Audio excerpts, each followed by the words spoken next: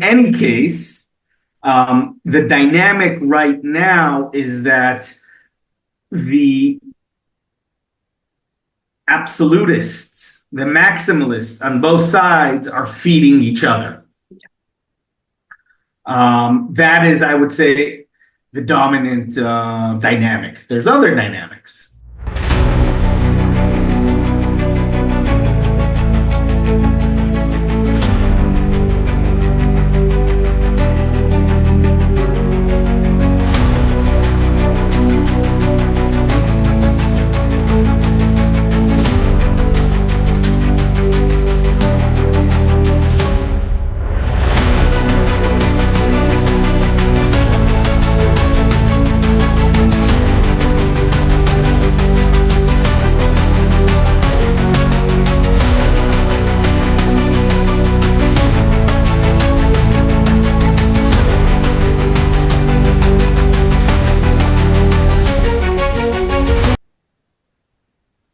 So good morning, good afternoon, good evening to everyone, whoever is watching anywhere from the part of any world or this world. My name is Dr. Shubhda Chaudhary, and today we are going to talk about a very, very intrinsically important issue, which is what are the origins of both the Zionist movement and the Palestinian nationalism. And for that, we have our guest, Arnon Degani, who is a research fellow at Molad, Center for Renewal of Israeli Democracy, specializing in the history of Zionism, Palestinian nationalism, and the Israeli-Palestinian conflict. He recently released the Hebrew podcast series, Hesket Oslo, which reminds me that you should follow his YouTube channel, and his partner and he spend a lot of hours doing every episode. So please do watch it. Hesket Oslo examining the Oslo Accords and is currently working on the English adaptation, still processing. His doctoral research focused on the integration of Palestinian Arabs into Israeli society from 1948 to 1967, as revealed through daily encounters with Israeli officials, and his upcoming manuscript titled Our Arabs explores this topic in depth. He is also a contributor and to several scholarly and intellectual debates on if and how the settler-colonialism comparative framework benefits the study of Israel and as well as Palestine. Arnon has also taught courses in Middle East studies, Jewish studies, and global histories of colonialism and settler colonialism.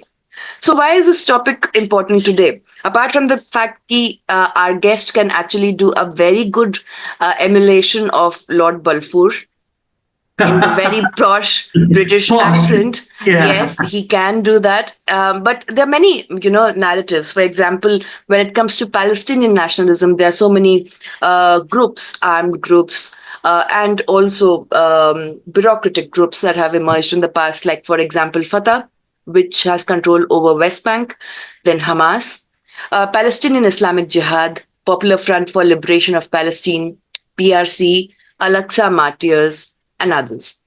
Along with that, when it comes to looking at the Zionist Liberation Front or Resistance Front, there were few organizations called as Irgun, founded in 1931, Lehi or Stone Gang, founded in 1940, Haganah, founded later, that have also played a pivotal role in how scholars like or movement leaders like Ze'ev Jabotinsky framed the terminology of Iron Wall doctrine and Jewish Legion, which was founded in First World War. So today our guest is going to talk about what exactly are both these terms, the historic genesis of both of it, along with it, why colonialism and settler colonialism are opposite ends of the spectrum, and currently with the major escalation of Israel going on in Lebanon. So what should be the informed strategy? With this, I give the floor to you, sir. Thank you so much, Shubhda. I'm honored to be here. I've yet to been hosted in an Indian in a podcast based in India. So yes. I hear there's the audience is potentially very large. Largest even, right? Yeah. Let's start with the Iron Wall with Jabotinsky. I think that's the best place to start. Jabotinsky, he is the founder of right-wing Zionism. And in my opinion, he figured out the algorithm of the Israeli-Palestinian conflict. And one might wonder, so you say that a right-wing Zionist is the one that has the authority on how this conflict, what are the rules governing this conflict? That would sound a bit biased towards Zionism, right? Well, just because a person is a Zionist or a right-wing Zionist doesn't mean they're not able to reflect dispassionately at a situation. And if you are highly partisan, one can argue that the best disposition is to be neutral in your analysis in order to understand how to progress your political aims. And this is what I think he has done. In 1923, the viewers of this podcast recently heard, have recently seen, yesterday uploaded Arash Azizi. He has an excellent kind of primer on the Israeli-Palestinian conflict. And so I suggest, so I'm assuming that is the basic level of knowledge of the listeners. And we are meeting the Israeli-Palestinian conflict in the year 1923. Jabotinsky already experiences two kind of clashes, violent clashes between the Palestinian community and the more recently arrived Zionists. And there is some sort of debate within the Yishuv being the pre-state Zionist settlement.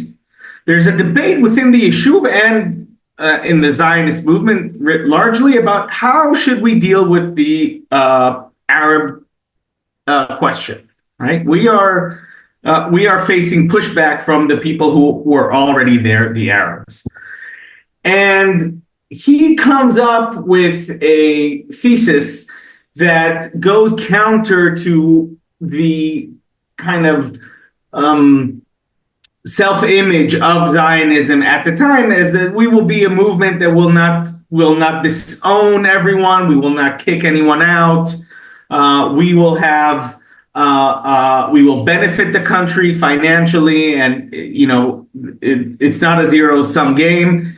And we will find some sort of way to share the sovereignty, right? And Mr.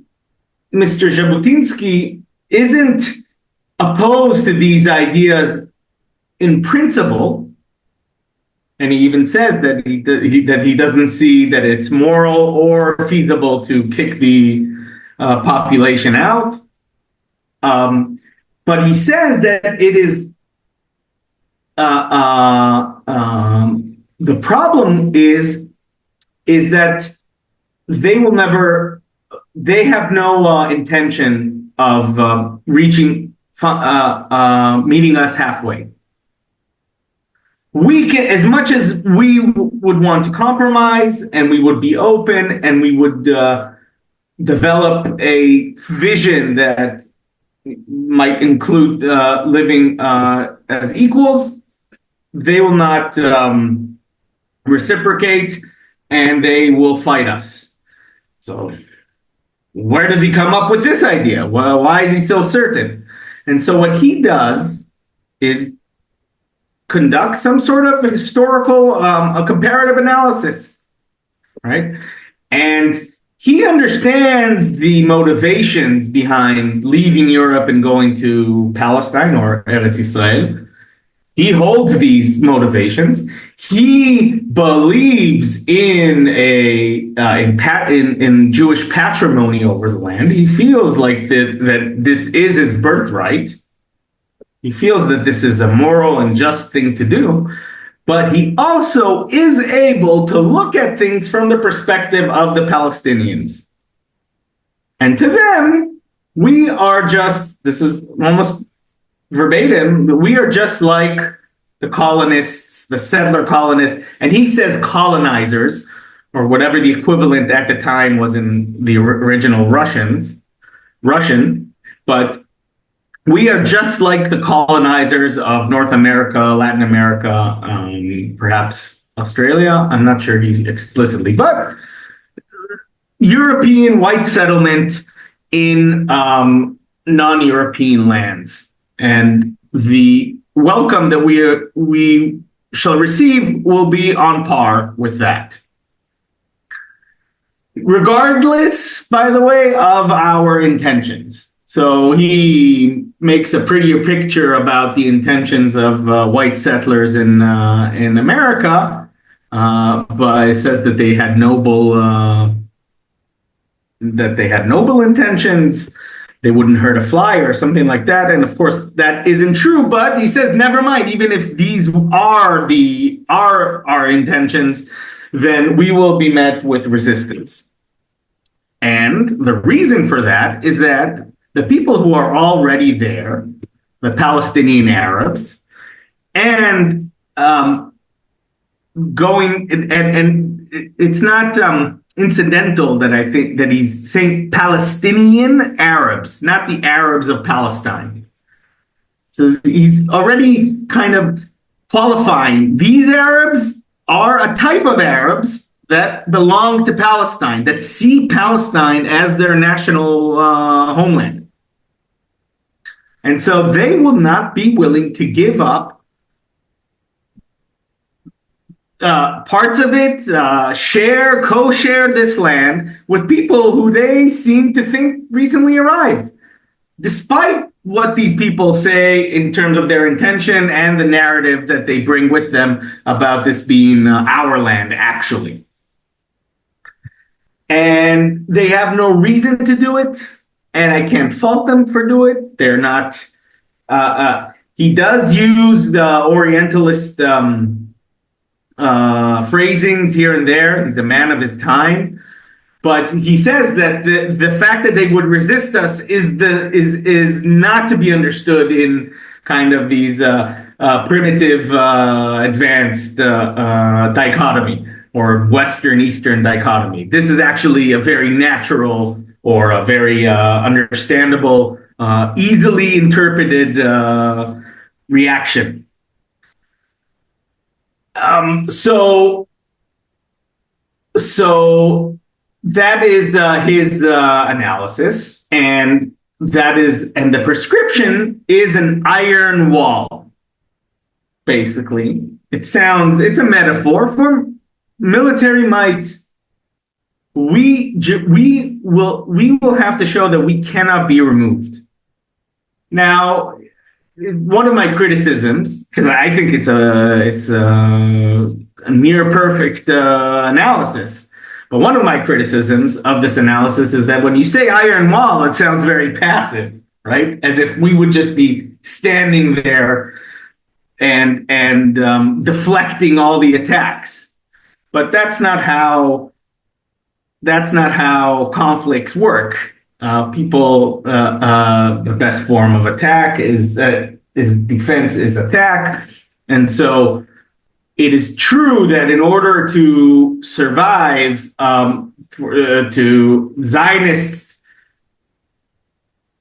Zionists needed to thwart attacks, but some of these attacks were thwarted. Or once they were thwarted, a counterattack began, or a preemptive attack began, and so there's a full suite of military and violence that the Zionists have committed against Palestinians, which doesn't conform to this kind of static metaphor of an iron wall. But once that iron wall is erected, supposedly, whether it is offensive or defensive, and obviously it is both, then there will come a point in time where they'll understand that we're not going anywhere. And then there would be people among the Palestinian Arabs And again, that's the problem he diagnoses. That's the diagnosis. The problem is not the Arabs from all over the Arab world. It's these, the ones that we covet the same land. And once we show that we are not going anywhere, they would start compromising. People from their side will offer things we can live with. And he's also very much, he's adamant on a Jewish state, whatever that means, a Jewish state. You can also, what does a Hindu state mean? It could be taken it could be interpreted very differently. But he insists on a Jewish state, and yet he says that once they're open to negotiations, then everything is on the table.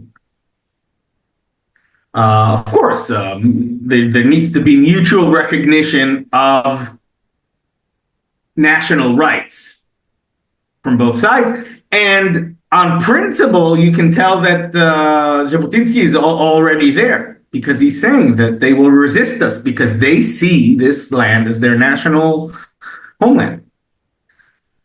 So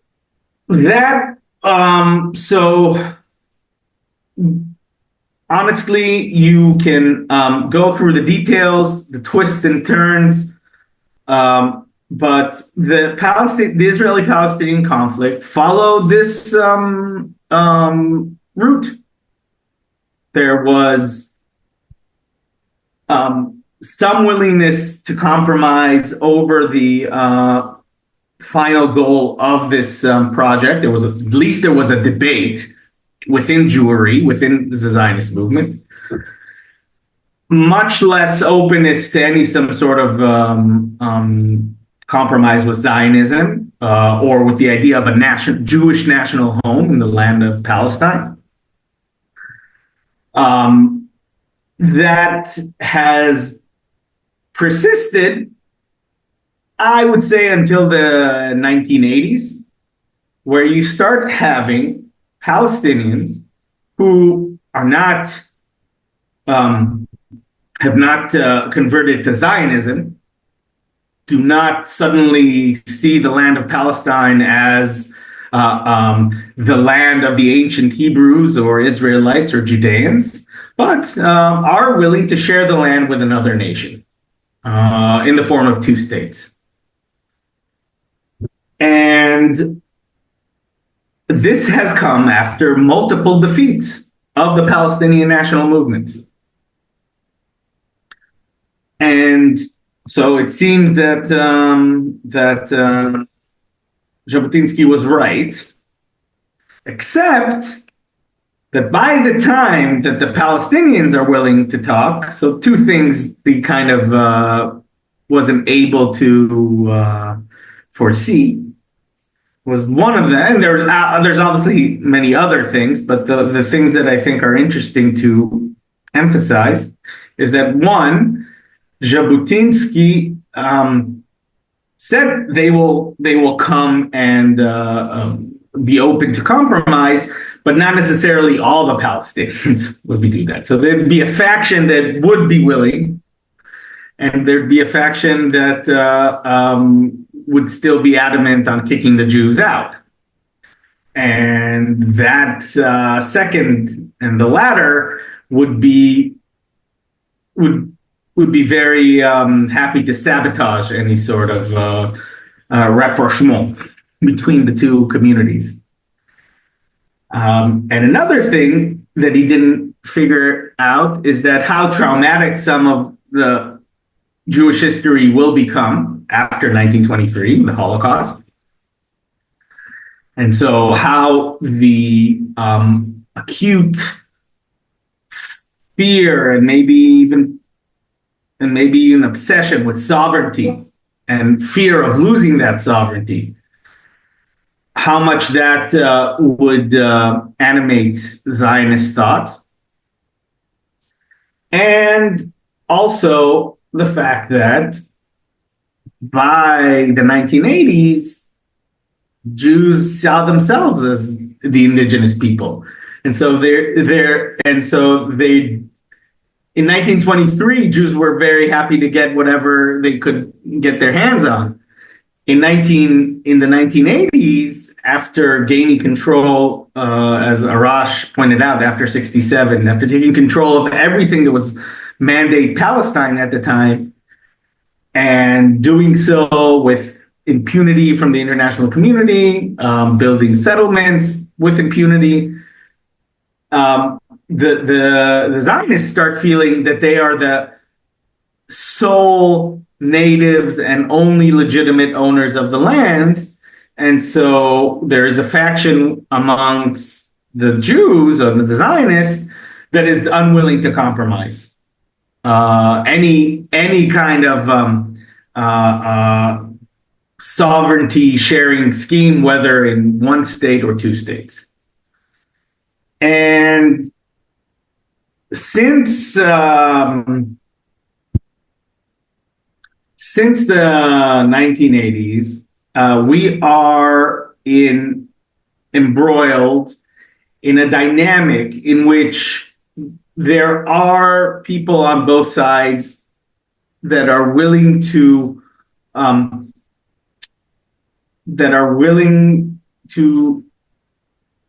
share the land. I'm not even going to say how. Two states, one state. And there are people that are not willing to share the land. And both sides have these people. And there's no symmetry because Israel is the only state that's around. The Palestinians don't have a state, at least not de facto. On some diplomatic reality, they do. So there's no symmetry. There's definitely a stronger side, one that's connected to the world empire and all that. But on a very schematic level, we have people who are willing to share and people who are unwilling to share. And currently, the dynamic is that on both sides, and this is you can take that from Jabotinsky, but from some of my other writing, it's really important to understand how these two sides don't exist and can't be neatly separated. These are Zionists and these are Palestinians. The two sides are constantly changing each other almost to the core, almost to the kind of on the level of what is the object of Palestinian nationalism and what is the object of Zionism, the Palestinian national movement and the Zionist movement. And even those can change due to the nature of the conflict and the interaction between the two. And also exogenous circumstances like the end of the Cold War, the rise of the American empire, and so on and so forth.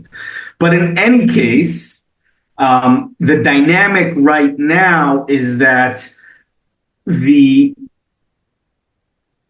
absolutists, the maximalists on both sides are feeding each other. That is, I would say, the dominant dynamic. There's other dynamics. So October 7th, that did quite a bit for putting the Palestinian issue in the world spotlight, where people seem to have forgotten about the Palestinians and that they're living under occupation and that they don't have a state of their own. Israel, was building settlements, was possibly normalizing relations with more Arab states without conceding any territory to the Palestinians or even giving some sort of promise for a future Palestinian state. They were left alone. And the horrific scenes and death that we have seen in 10/7, that definitely got people's attention. And I am not going to morally judge and I don't need to engage in an argument with American students protesting on campuses, whether they are right or wrong, whatever. There's no doubt that they have made an impact. although it does seem to have died down to a certain extent. So it seemed, I'm hesitant to say that this has proven itself to be long term, but it seemed that for a while at least, the Palestinians have managed to make the world powers, the international community understand that this thing needs to be solved. We can't just let Israel eat more and more of the territories and expect the Palestinians to remain subordinate. On the other hand, if any sort of advancement in upgrade in the Palestinian problem, any sort of path to self-determination, then a state that would require Israel to compromise, that has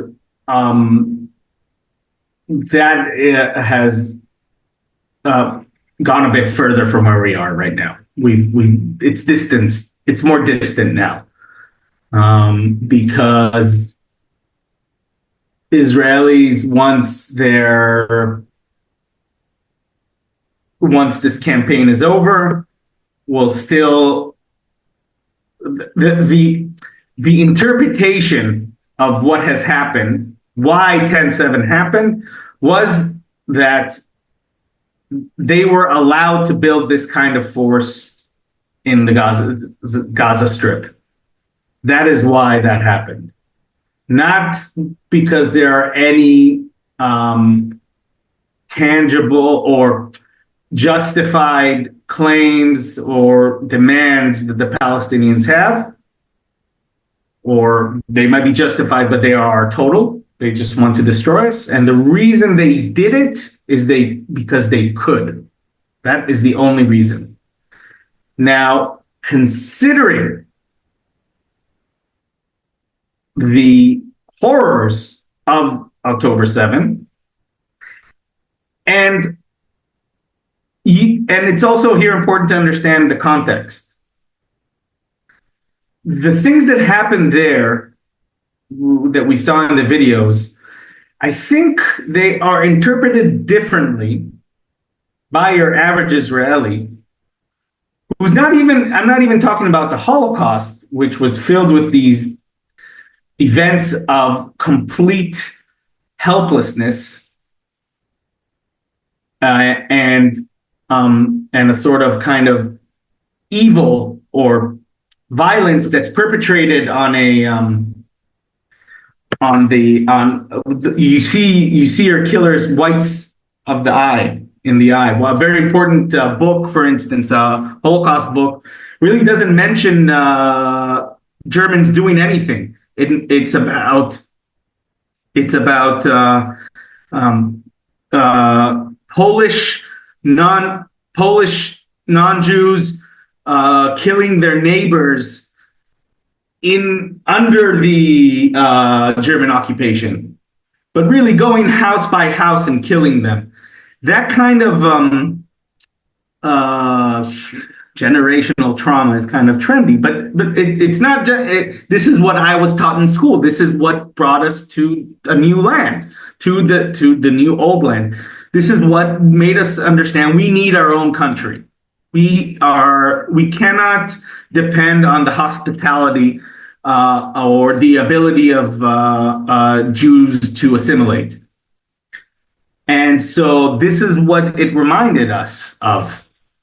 So, of course, the idea of proportionality is something that wasn't, people didn't even think about that in Israel, and we see the results right away. But once this dies down, we're still, and as an Israeli who doesn't, I don't want to do any, I'm not here to do any favors to the Palestinians about sharing the land. It's not something I think, I'm not pretending to have their best interest in mind. I have my own interest in mind, and my interest is that we stop occupying another people and and give them the rights that we have. And I see that as the only way for Israel to be sustainable and for me to want to live here and raise my children. And yet, post October 7th, I'd have to work a bit harder to tell people that there's a way we can let our take the boot off the Palestinians' throat and be safer and more prosperous. It's not something that people are necessarily against. There are Israelis that are necessarily against, those that really want to ethnically cleanse the entirety of Mandate Palestine, maybe even further, and maybe even southern Lebanon. Those exist.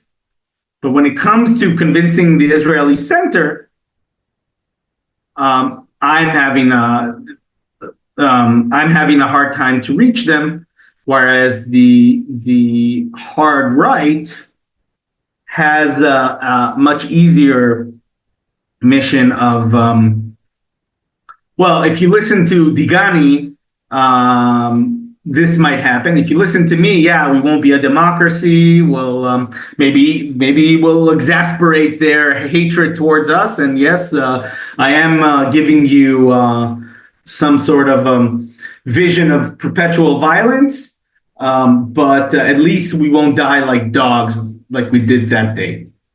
And that to an Israeli or a Jewish or a Zionist ear. Yeah, I prefer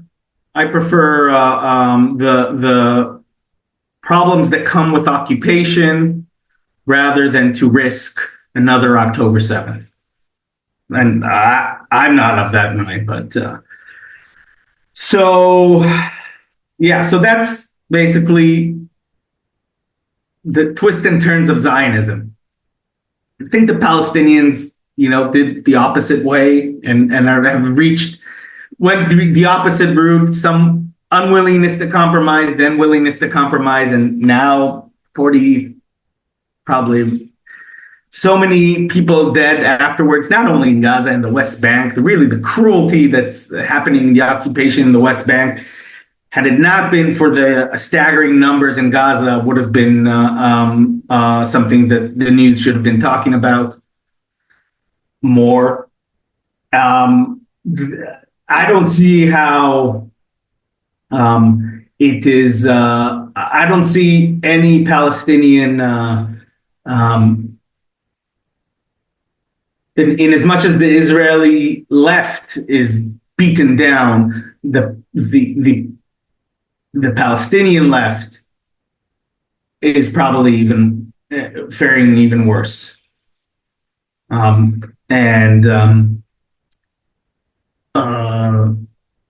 I'm sure that a lot of Palestinians would be willing to accept a two-state the solution that's imposed by the international community, Israeli defeat, anything like that.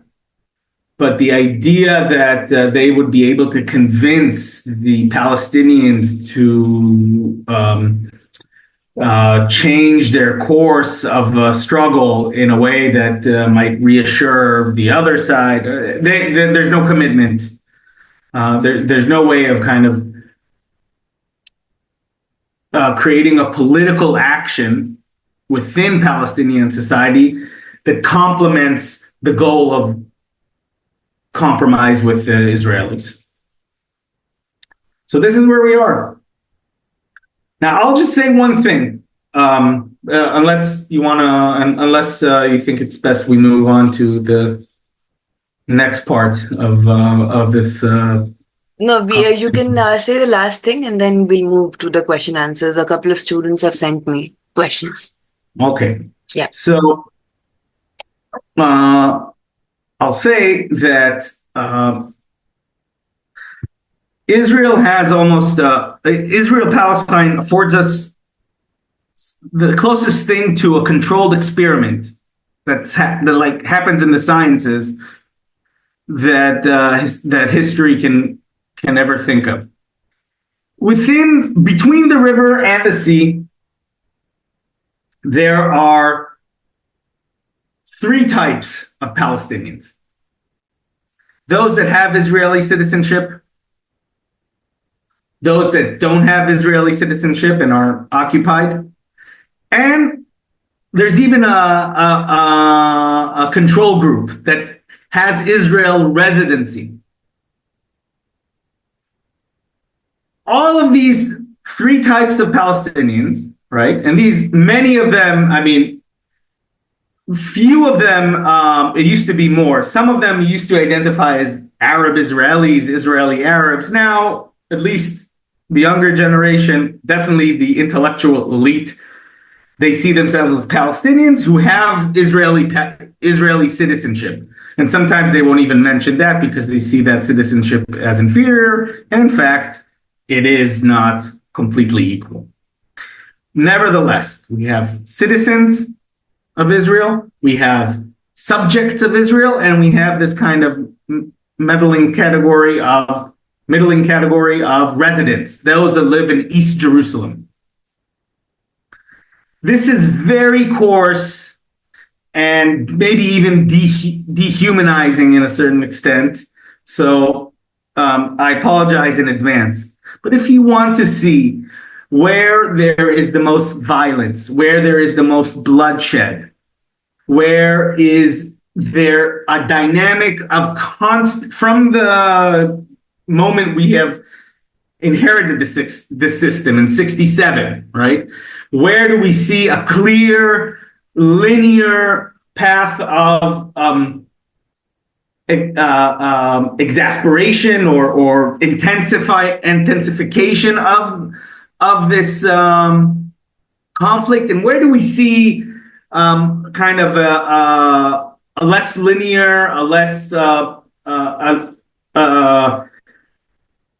predetermined pattern, right? Obviously, it's with the more the differences between the citizens in Israel and the subjects of Israel and the residents, which are in between, in the level of support for terrorism, in the level of willingness to come to terms with Israel as a Jewish state, in the kind of general openness towards like what they think about the other side.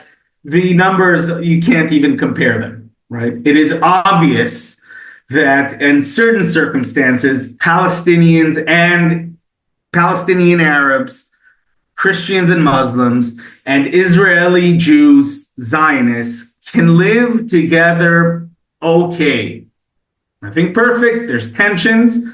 And also, because it's not really a closed system, because whatever happens in the territories or kind of reverberates amongst the citizens and the relationship between Jewish and Arab citizens, right? You know, after October 7th, people, when they heard Arabic, the Arabic of their co-citizens still struck a certain way, and the other way around. Like, you know, the Palestinian Arab citizens of Israel are very much aware of what is going on daily in the territories, more than the average Jew.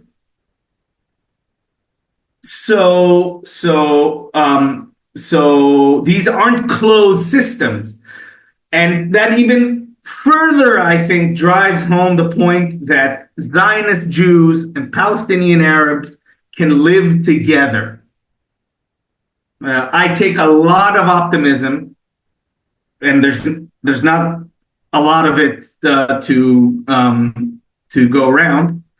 I derive a lot of optimism from the type of relationships, which are not perfect and are not equal, between Israelis that are Jews and Palestinian Arabs.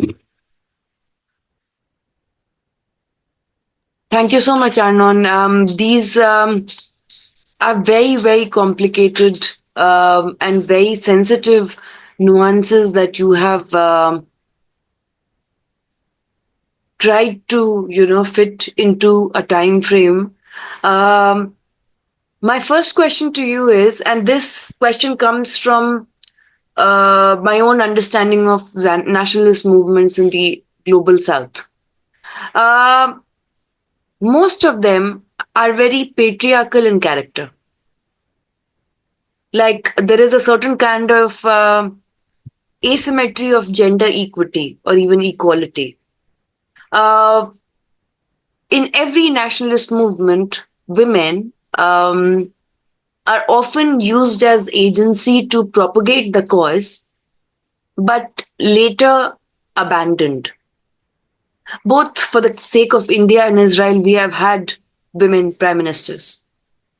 But in the longer perspective of looking at the emergence and evolution of the Zionist movement, do you think that it was also patriarchal in character? This is a very interesting question. There are scholars and that have really made recent discoveries about masculinity in Zionism, and same goes for Palestinian nationalism. But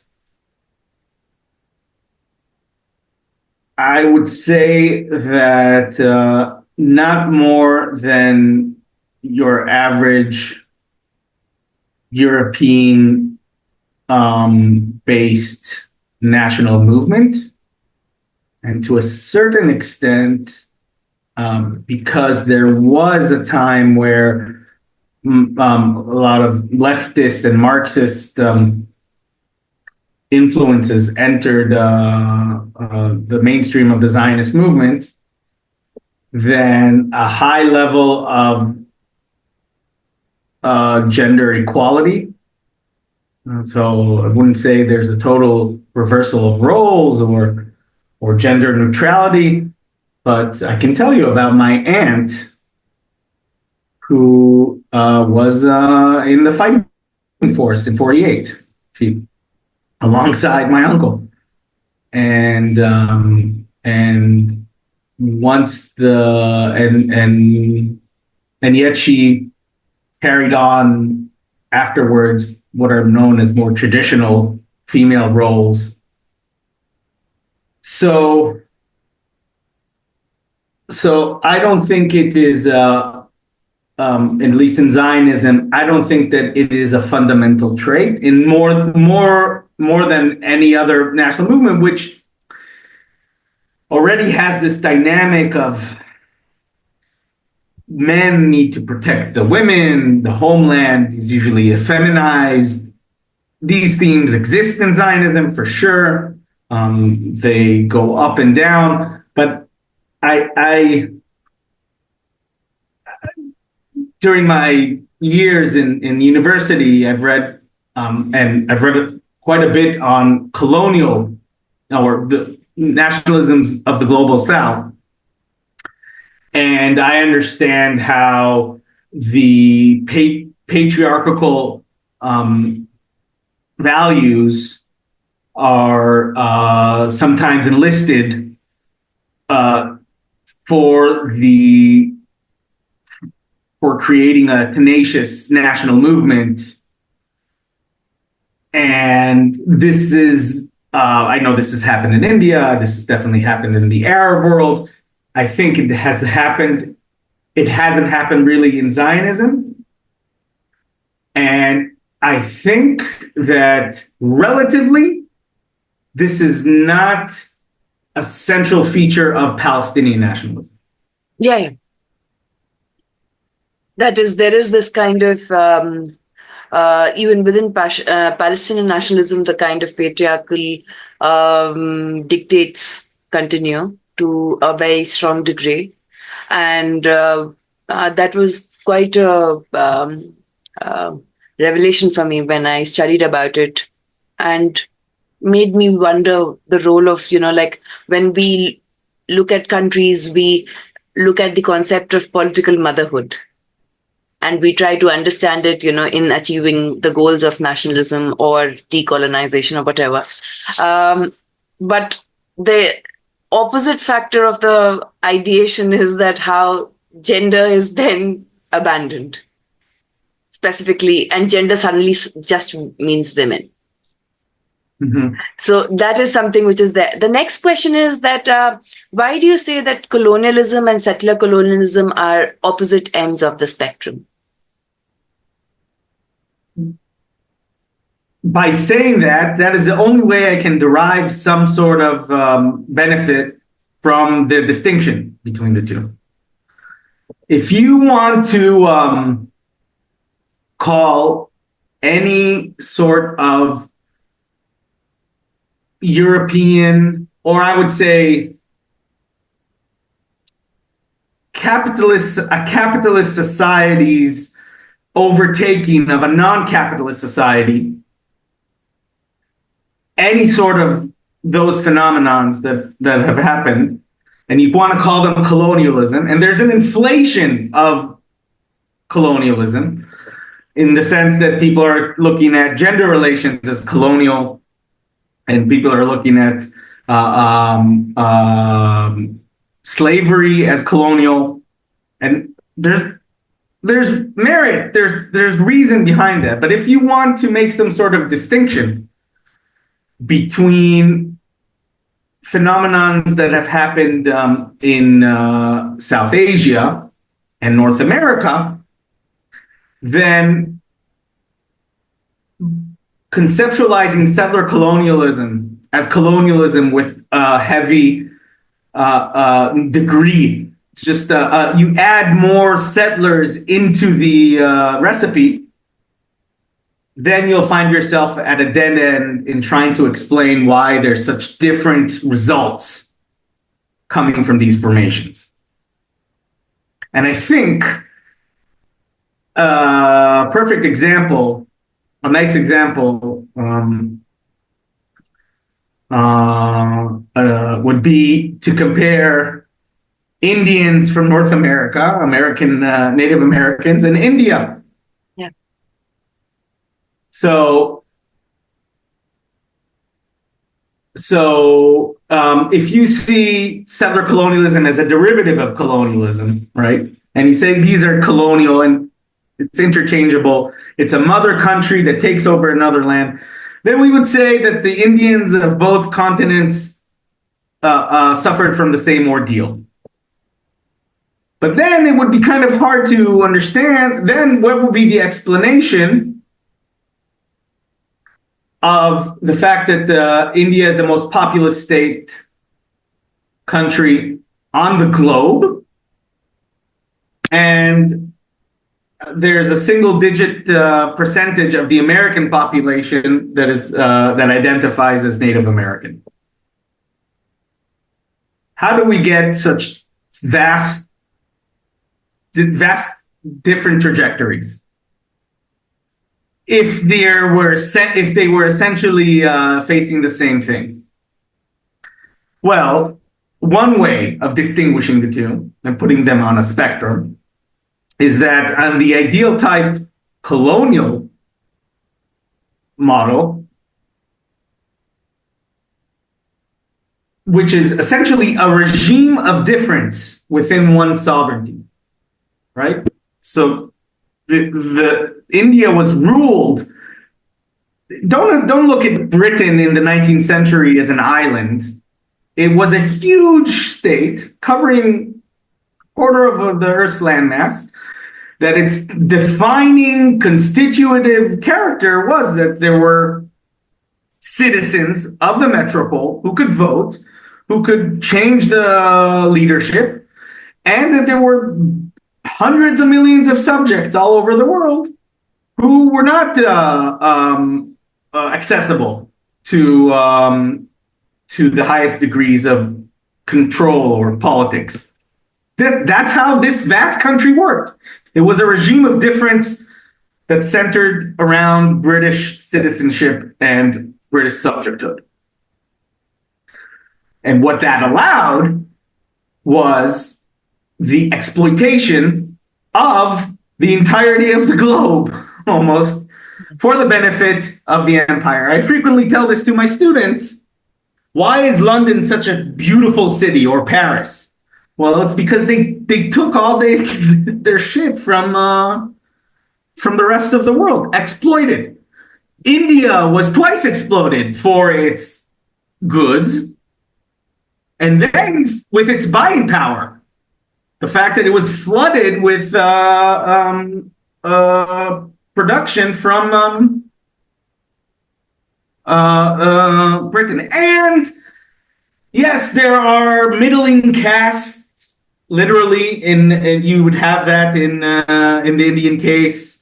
You would have Indian nationalists who thought that the path forward was not independence, but assimilation with, or being kind of uplifted into being equal citizens of the kingdom. I know Gandhi went through a phase like that.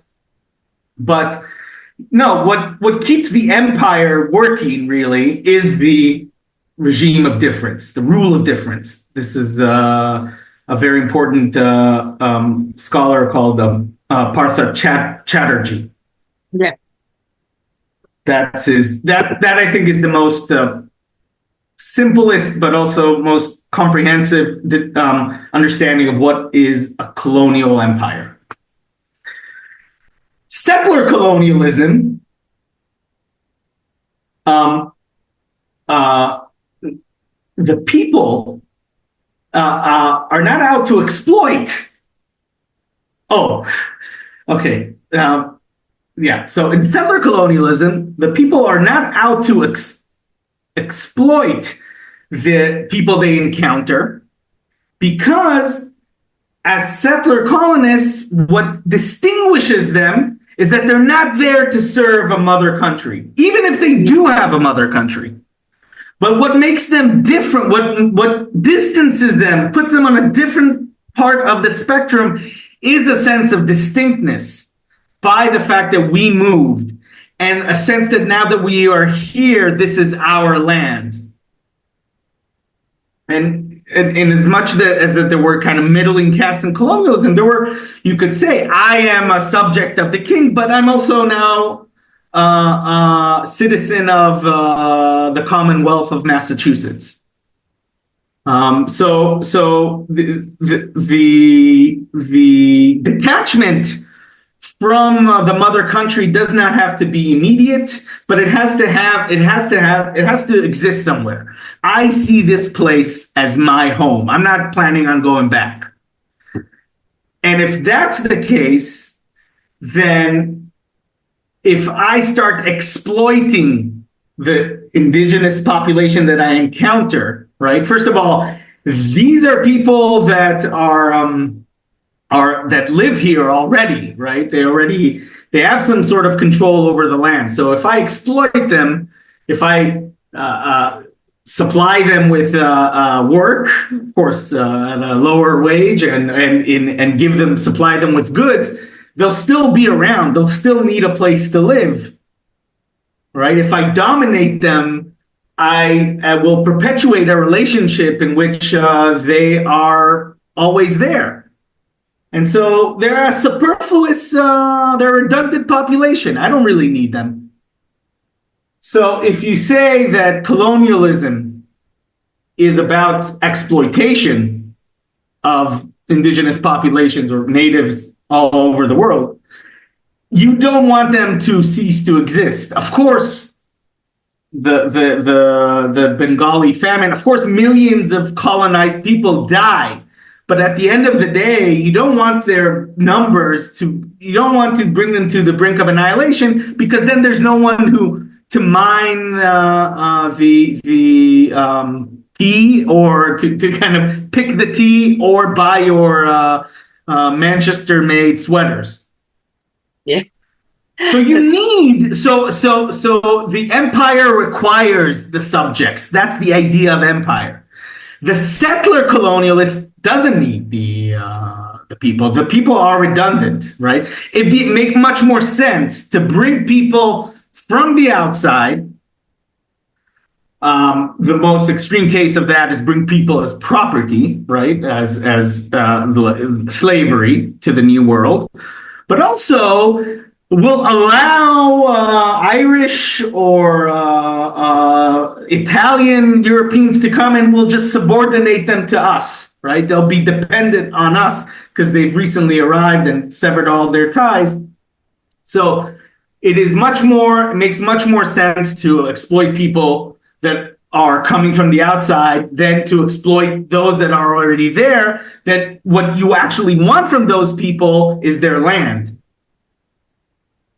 not their labor or buying power. And so you usually eliminate them. A lot of this elimination, some of it had to do with pathogens. Some of it had to do with acts of genocide. Some of them very kind of neat, orderly genocide of putting rewards on scalps of Native Americans.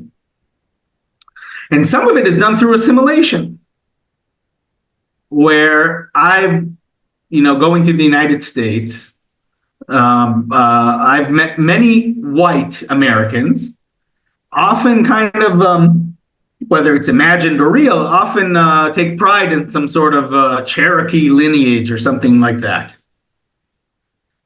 So the irony of settler colonialism and colonialism, or the irony, or another reason why I think it's beneficial to look at these things as on opposite spectrum rather than one deriving from the other, is that there's a much higher tolerance of intermarriage in a settler colonial situation because it allows you to remunerate or natives from the native column into the settler column.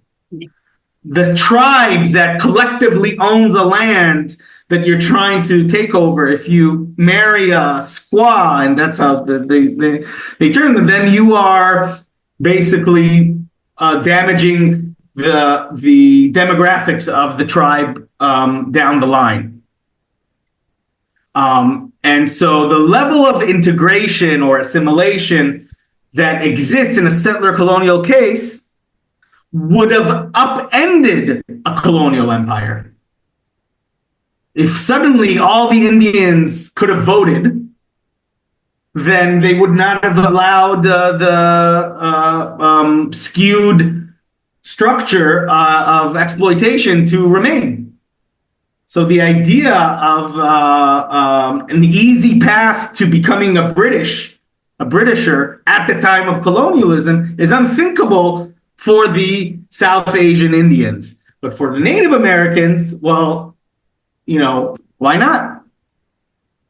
Yeah. It seems like a much more efficient way than dealing with violence. That was one particular trajectory which was also witnessed during the time of the Mughal settler colonial historic episode of India from 1526 to 1857, when starting from Babur to not Babur actually, but starting from Humayun to Akbar to their successors, everyone having a lot of wives, but also marrying in Hindu Rajputana kingdoms. To have this kind of assimilation, either they would, Aurangzeb, for example, either they would, destroy through military defeat or clan marriage. That was another form of, subtle defeat which was seen. The next question is asked by Gaurang, and his question is that how did Jabotinsky's anti-socialist sentiment affect the initial communitarian Zionist movement? Would a more socialist Zion lead to a lesser extreme view? Also, how did he view the rise of Izz ad-Din al-Qasim and following radical views leading to the 1936 revolt? Interesting questions.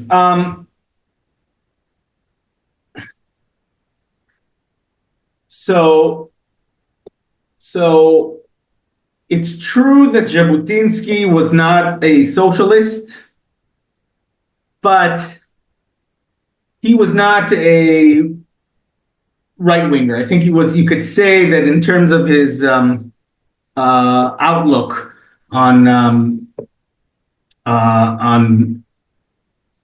how to structure the Zionist economy, or he was, I would say, a liberal, someone who did not, who didn't think that who thought that government needs to intervene where in certain realms, that there is an important part for the state, not an exclusive part, but an important part of the state.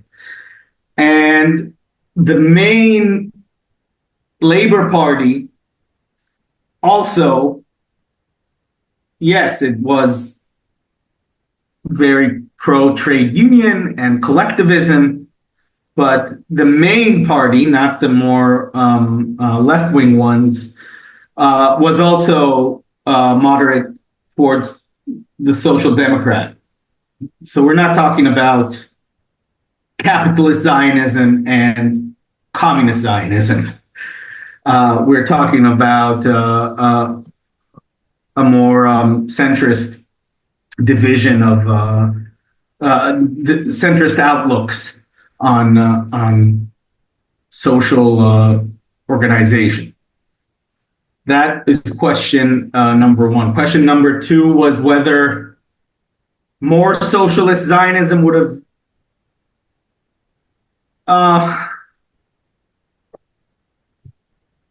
so if you ask my uncle,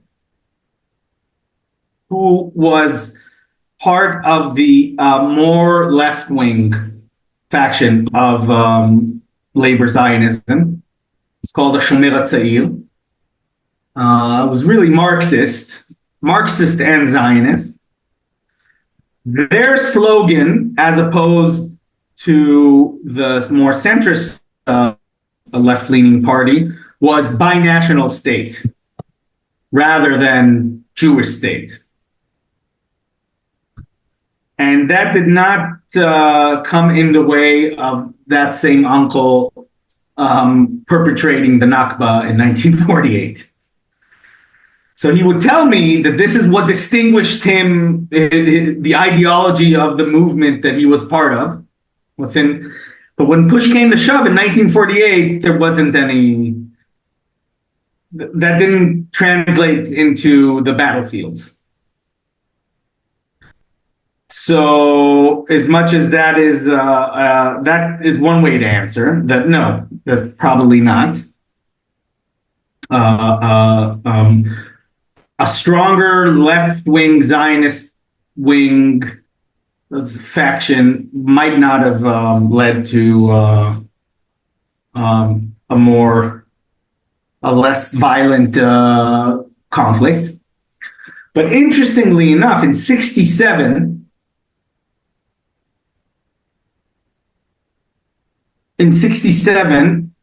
the left,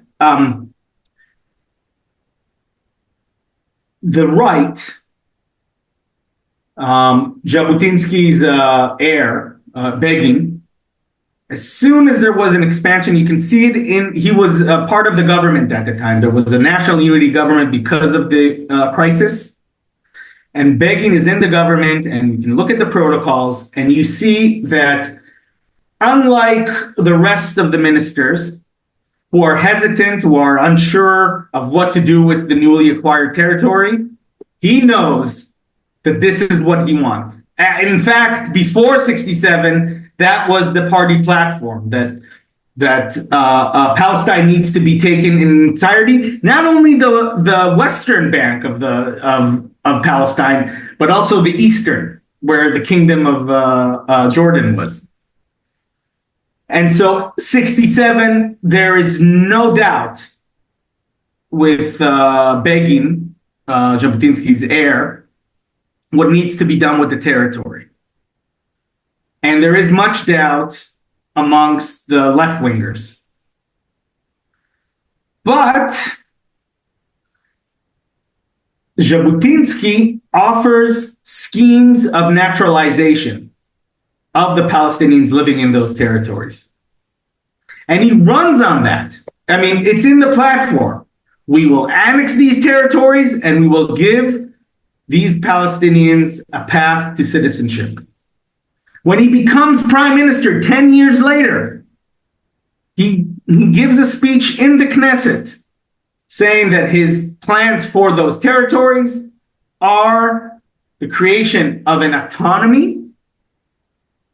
The Arabs will be free to live in those autonomies. If they want to leave those autonomies and live anywhere in Israel, they're free to do so, take on Israeli citizenship, vote, and a scheme very much like the Indian reservations, in which once you're in the United States, once you're in them, you are not necessarily subject, you're not necessarily a citizen. If you're out, then you have to be a citizen. So it is not necessarily equal, but there is a path for equality, and it is voluntary. This, of course, didn't happen, but you can see that the Israeli right doesn't necessarily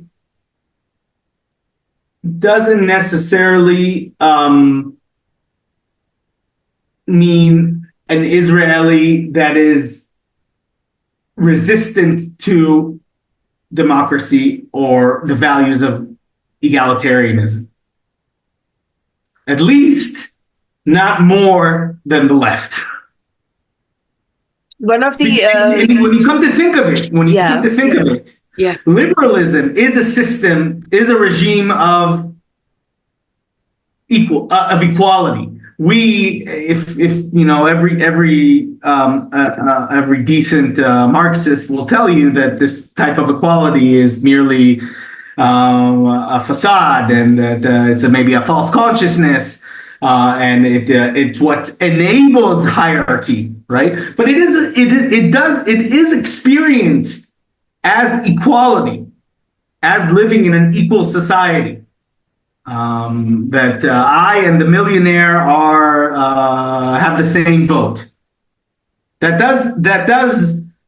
does make a historical difference, and so. Whether you're out there to equalize the human experience on all levels, material and political and cultural, or whether you think that it is sufficient and basically it's the only way to have a free society is to allow some sort of economic differentiation but keep a political equality.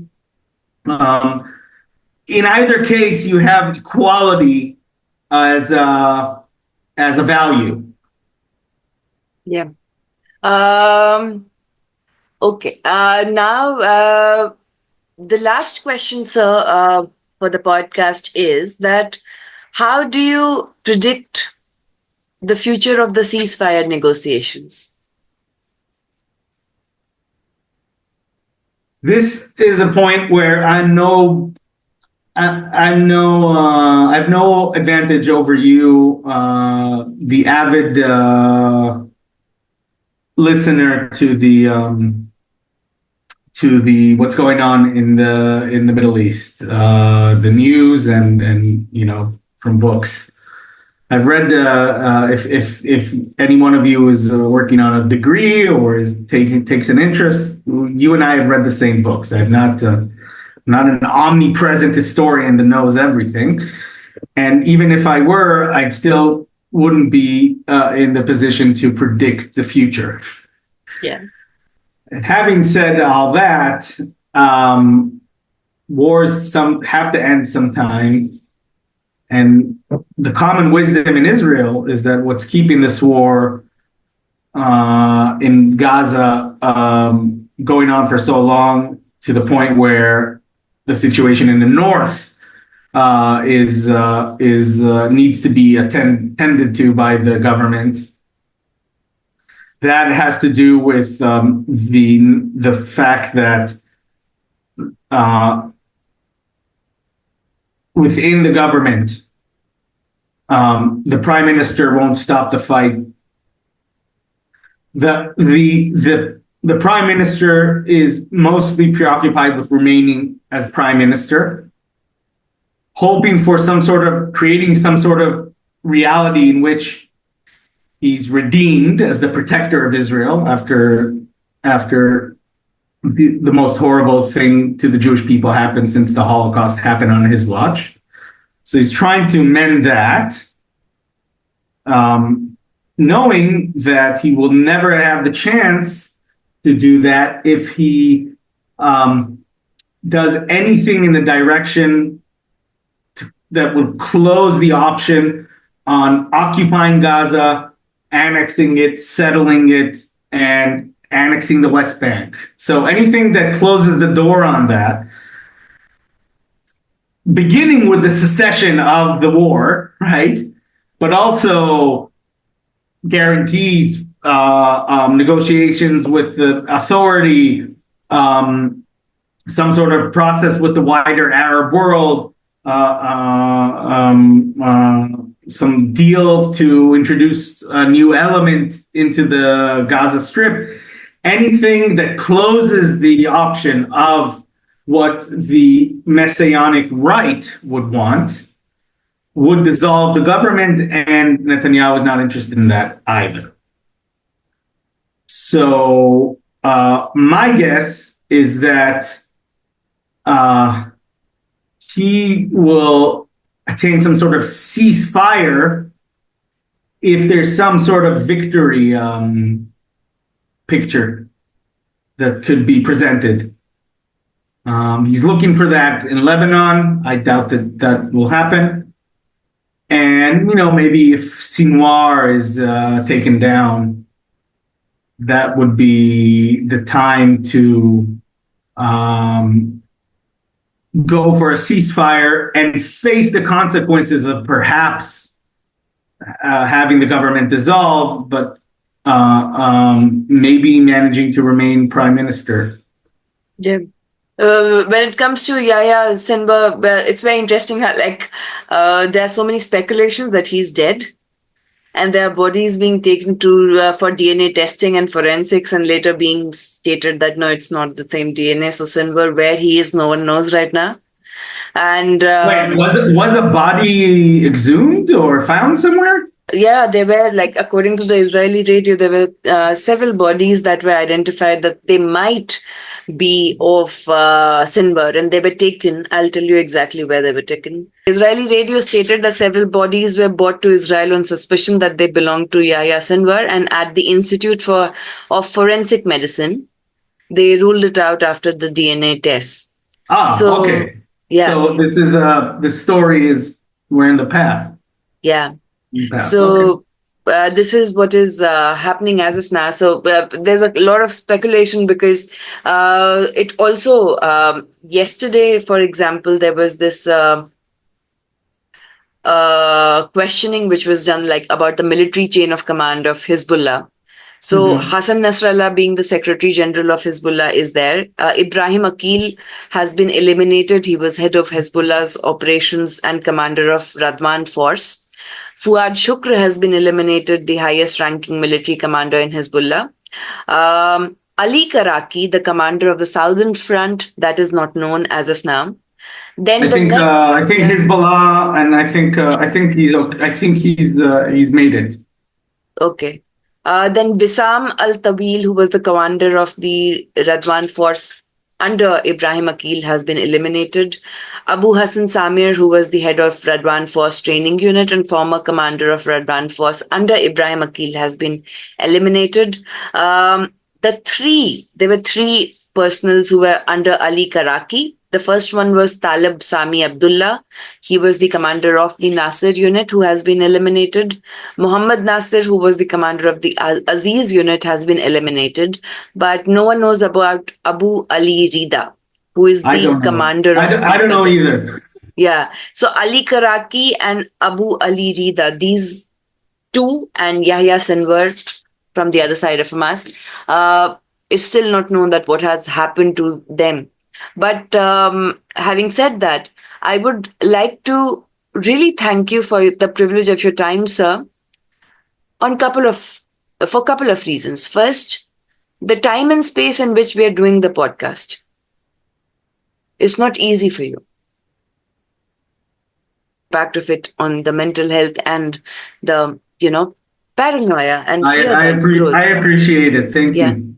That's so we are very thankful that you took out time. The second is obviously I'm very thankful that you are my translator. My reason that I'm very thankful to you is that in our own narratives and the geopolitical politics of emotions that has become so internalized in us, it is very difficult to be neutral at times. And as a historian, it becomes even much more difficult because you don't just carry the responsibility of the narrative, but you also carry the responsibility of the future. So thank you so much for trying to explain it to us and trying to connect the dots with the Indian history so that the students are able to understand. They're very young right now, so which is a good thing and a bad thing for me. But the point is that as they grow up, at least the seeds of thought have been planted that they can go back and think about it.